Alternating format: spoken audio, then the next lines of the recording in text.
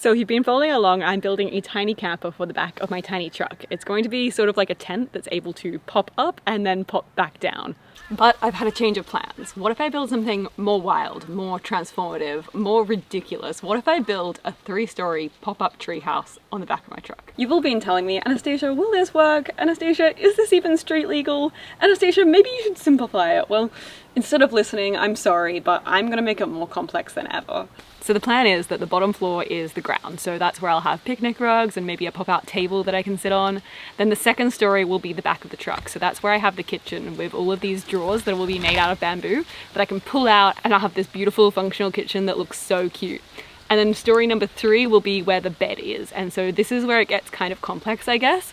There's also going to be a structure that pops up from that, which will be the roof and where the tent kind of hangs off. So where the mosquito net and the tarp will kind of attach to. So the last part, which might be the most complex part, but might be the most fun part, is that I want there to be like a deck that pops out. So it could go over here and pop out just when you're not driving, and then that could be the entrance to the bed up high. Will this work? I don't know. Will it be fun? Yes. Let me know if you think it's gonna work or if you think this is a ridiculous idea and I should go back to the simple idea, but I think it'll be really fun, right? I think the reason that I have changed my plans so suddenly is because I realized that when I was in Indonesia and I was not only learning to build from bamboo, I was also seeing all of these incredible structures that just went beyond what my mind could have even imagined before I saw them. Like there were elevators that were built from bamboo, there were staircases that were long and spiraling and built from bamboo, and all of these things were just so extraordinary and so unimaginable, and somehow they had achieved it. So if they can do that, then should I not try this? My imagination can just get so much bigger, so why not try something that's quite outrageous and just see if it works? Hey! I opened the door and a spider just crawled in, and I guess that's just living in Australia. The other day when I was driving, there was a massive huntsman and it just kept crawling over me as I drove, and I was like, well, there's nothing I can do, I can't pull over. But I came here today to harvest more bamboo for the new idea, so I need to get a few big pieces, I think. Okay, so I'm picturing the new design, and I need 1, 2, 3, 4 long pieces of bamboo that are 2 meters long, and then 1, 2, 3, 4 short pieces of bamboo that are whatever that length is.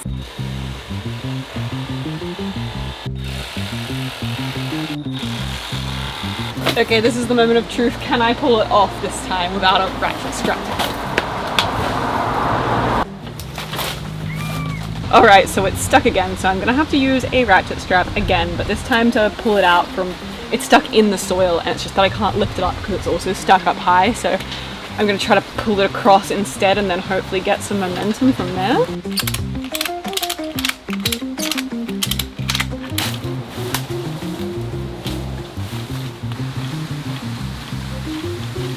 I don't know if you realize just how tall this piece of bamboo is, but it is so tall, which makes it so heavy.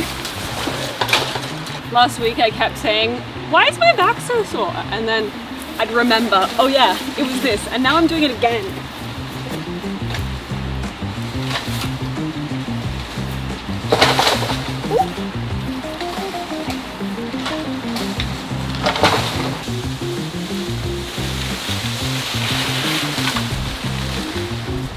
That was hard work, and I think maybe I still need to do another one.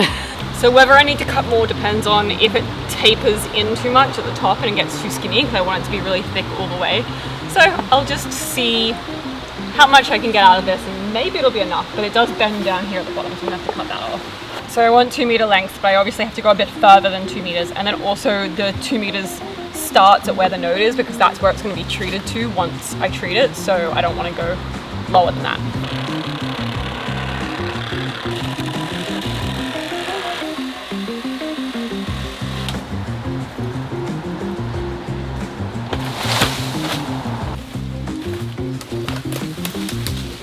Yet again, I find myself in the position of questioning, is this piece of bamboo too big for this size woman? Oh, it's about to fall. Okay.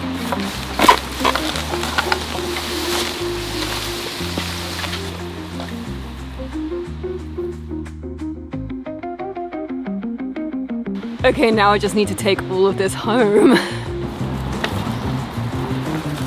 So each of these pieces are going to be the lower down part, so they're going to be the thing that kind of it pops out of. Do you see it? Do you see the vision?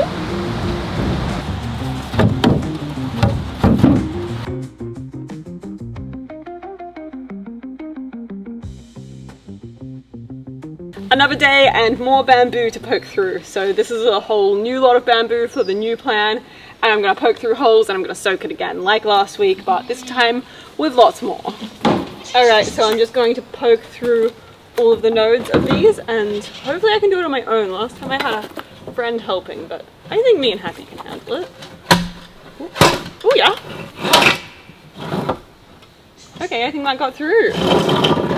Easy. You can use this as a bit of a measuring tape to see how far you have to poke it. So like that one, I have to poke it all the way in.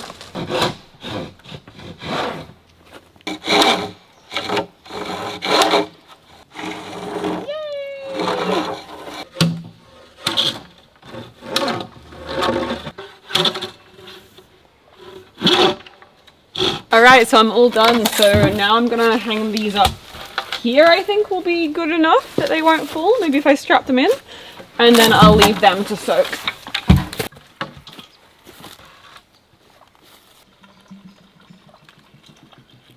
That's all done, so now we just wait. Even though I'd love to get up to building today, I can't because this stuff is still soaking and getting ready so that it won't get termites or borers in it. So today I'm gonna get up to something more fun instead. I think I've still got a few days left of this soaking, and then I can take all of the solution out and get building. But while I was here, I wanted to show you my kind of thoughts that I have with the systems that I want to make. So the big piece of bamboo would sit on the bottom like this, and then the small piece of bamboo would fit into it. So imagining that this is a whole roof structure, I only have scraps of bamboo, so you have to imagine.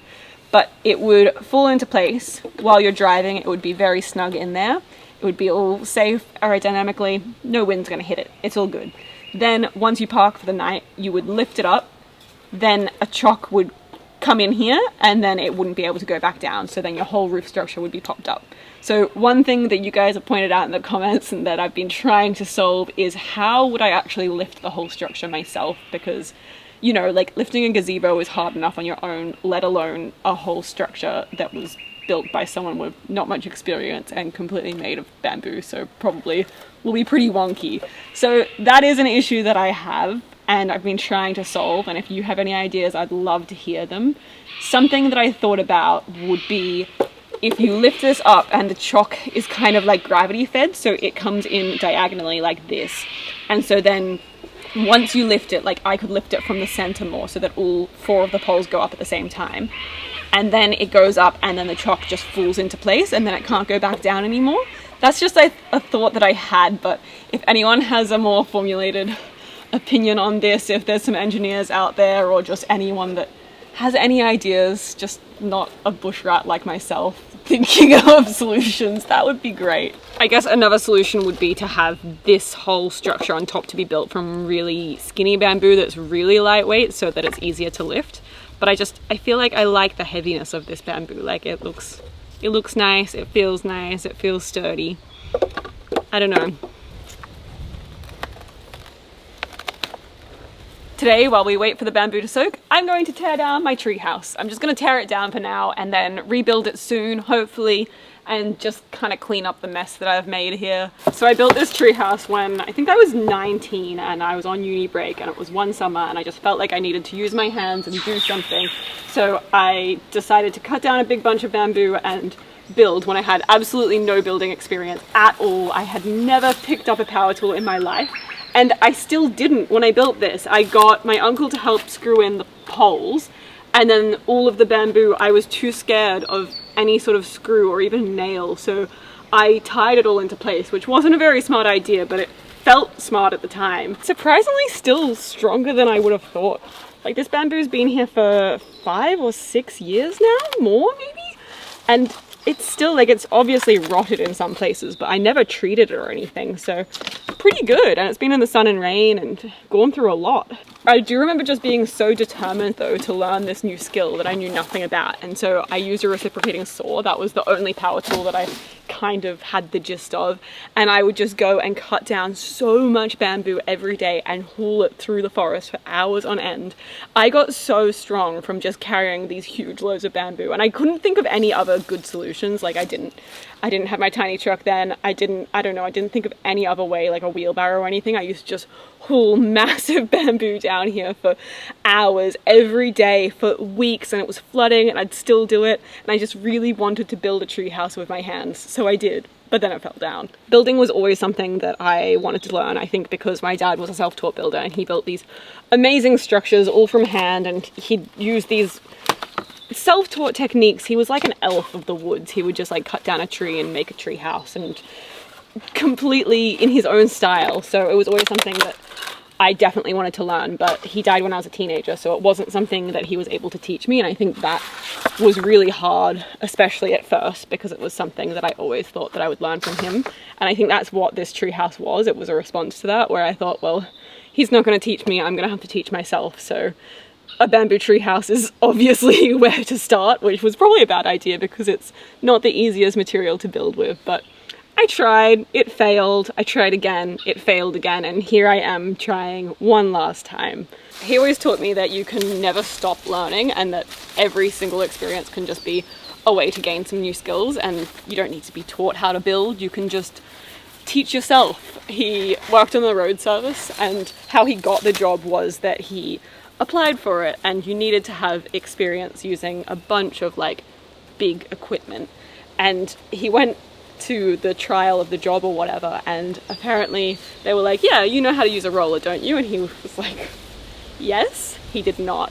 And they said, here it is. And so he just tried to use it, and he just got on there and didn't even know what buttons to press or anything, and just kept trying and just made excuses like, oh, this is different to the one that I learned on, and he got the job. So I don't know if that's a good life lesson or a bad life lesson, but it's a life lesson I was taught, that you can just, I guess, keep learning, keep trying, fumble your way through anything, and eventually you'll have the skills.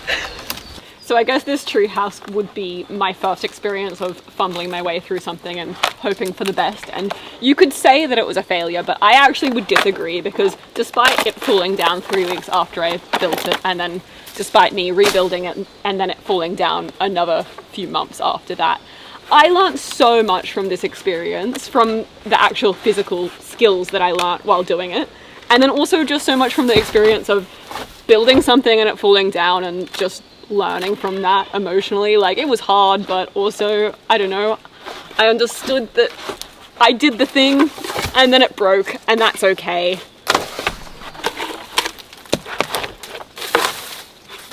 I also think we're just like so taught that failure is a bad thing, and that's just not true. Like, failing is just learning from an experience. Like, who cares if it doesn't actually work? But all the things that you learn away are the real lesson there. Like, what does a physical tree house mean apart from all of the things you learnt while making it? That's why you make it. You don't, you know, I don't know, you don't do it for the actual tree house, do you? You do it for the experience of making the tree house. So if it falls down, it falls down.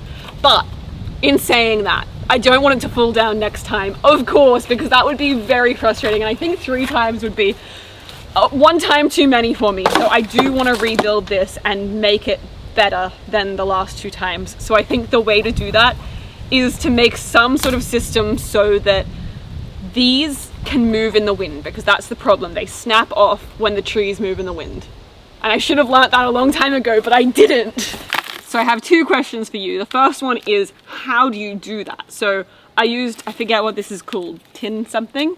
I always forget its name. But I used that in the part 2 of the treehouse when I remade it. And it held up for a while because it had enough movement in it that these could move around. So, but it didn't obviously hold up for long enough because it's fallen down again. But we have had a cyclone in that time, so, you know. But the plan for the next time would be to weld up some sort of attachment here so that, like, I don't know, I'm picturing like some sort of square thing so that you don't actually screw this in and it just goes a bit longer, and so then when this tree blows over that way, this whole beam will just kind of sway with it, and same with all 3 of them. I think, would that work? That's my question. And my second question is, welders, how do you weld? How does it work? Can I do it? I don't know. My dad used to weld, and I don't know if we still have his gear, but I'm scared of it because I'm scared of looking at it.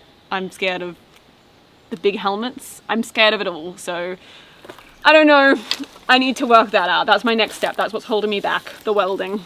I think my favorite part of this treehouse is just the unhinged amount of confidence that I had when building it, because I had no preconceived ideas of what buildings should look like. So I built this whole bridge from wire wrapped around bamboo and then like a rope through it. And like, I don't think that's safe. I don't think I should have done that, but it worked. So I don't know, maybe it's fine. Next time I think I'd do something a bit different. I do think that's kind of the cool thing though about doing something before you're taught how to do it, is that you have this whole mind that's so open to all of the different ways you can do it. And once you're taught how to do something the proper way, then it becomes a little bit boring because everyone's making the same thing the same way. And I always think about that with like art practices, but also probably with building practices, even though of course the right ways have a reason that they're the right ways and they are a lot more safe. But there is something cool about just me when I was 19 and just coming here and trying to build and seeing what happened and seeing how my brain worked in different ways, because I'd never been taught how to do this. So you might be thinking, Anastasia, if your last project with bamboo failed this hard and you haven't fixed it yet, then why are you attempting to build a bamboo camper on the back of a truck? Shouldn't you fix this first, or learn how at least? You know, is this gonna work with your set of skills? Well, I did do a lot more learning about bamboo. So I went to Indonesia to do this amazing bamboo building course, and it taught me a lot. It taught me all about the harvesting, all about the treatment, all about the joinery, all about bamboo as a material. So I do feel like I'm a lot more prepared now, hopefully, and this won't happen again, is what I'm thinking. So with my new bamboo building experience, there's a few things that I would do differently next time. Firstly, bamboo doesn't do well in the rain and sun, so having this platform here with no protection on it wasn't a smart idea in the first place. Secondly, I would not have used ropes to tie it. I would have used some sort of different technique. I feel like that was a bit dodgy. Thirdly, definitely the way that it joins onto the trees was my biggest problem of them all. I think that would be my first thing that I would change next time, and I will change next time. And of course I would have treated the bamboo before I put it up, because then all of the insects wouldn't get in and eat it. And I don't know, there'd be 1,000 things that I would do differently, of course. Look at this, it fell down. Ta-da! It's all ready for me to rebuild it now. So that's probably the next project after the camper build, because I think that'd be really fun. I think windows and maybe a roof to protect it from the weather. And I have lots of ideas. I think it would be really cute. When I built this place, I had no expectations, no limits, just my wild imagination of quite a childish point of view of just like, what if I just try to do this? And I think that is amazing, and that's what I'm trying to replicate again in this camper build, which is just like pushing the boundaries of what I think that I can do, pushing the boundaries of what I think bamboo can do, pushing all of the boundaries and just experimenting, having fun. Thanks so much for watching. Join in next week because all of the soaking is going to be finished, so then it's time for building, which I'm very excited about. And if you have any more questions, ask them below and I'll answer them in the next video. Thanks again.